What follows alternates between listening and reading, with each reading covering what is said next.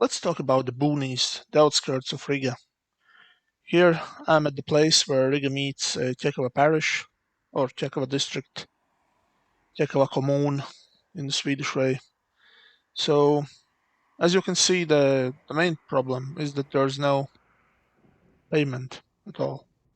So if Arnie beats up some thug there, he can't say, I did nothing, the pavement was his enemy. So we have a problem here that we have no pavement. We have some path that people from the areas around have made here. So you can get to the road which leads to the Riga center, but the infrastructure here, as you can see, there is a bus stop, but even a bus stop lacks infrastructure. There is no garbage bin, so all the garbage is thrown outside.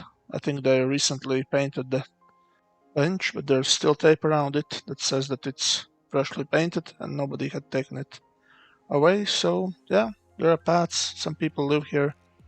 Some people live on the other side of the forest in Valdlauci. Here's the Riga sign. When we enter the city, we see the huge sign saying that we are entering Riga. And again, there's some Soviet infrastructure. Nothing really has changed here for last 30 years. They have repainted the big sign. There's flags of Latvia and Riga municipality and some sort of old Soviet map of Riga right next to the forest, which is a bit interesting maybe. But yeah, if we talk about infrastructure, there's nothing much here. On the other side of the road, there's a Kurši building supply store and A7 shopping mall, which is named like that after the road A7, which connects Latvia with Lithuania through Bauska town. So it's kind of very important connection, and in future they will build Kekava bypass there. So they will have a new road bypass in Kekava, which is good for people who live there, so the trucks won't come through the little town anymore.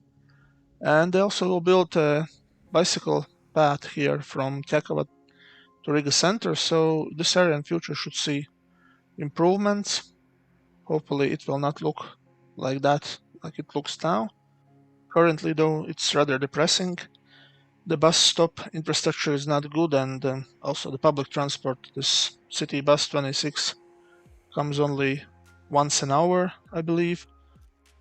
There are also some regional buses from Bauska, for example.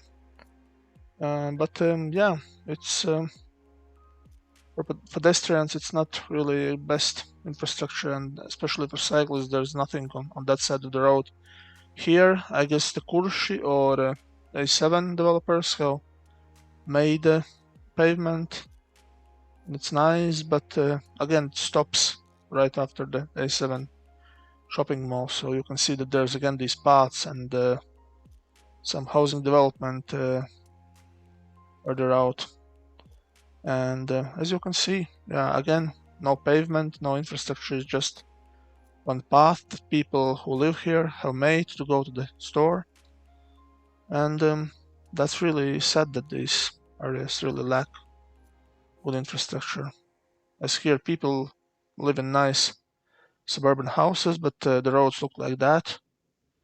They are not paved. In this case, maybe it's even not that bad, but in some cases, when there's all these holes in the road and everything like that, it looks really terrible.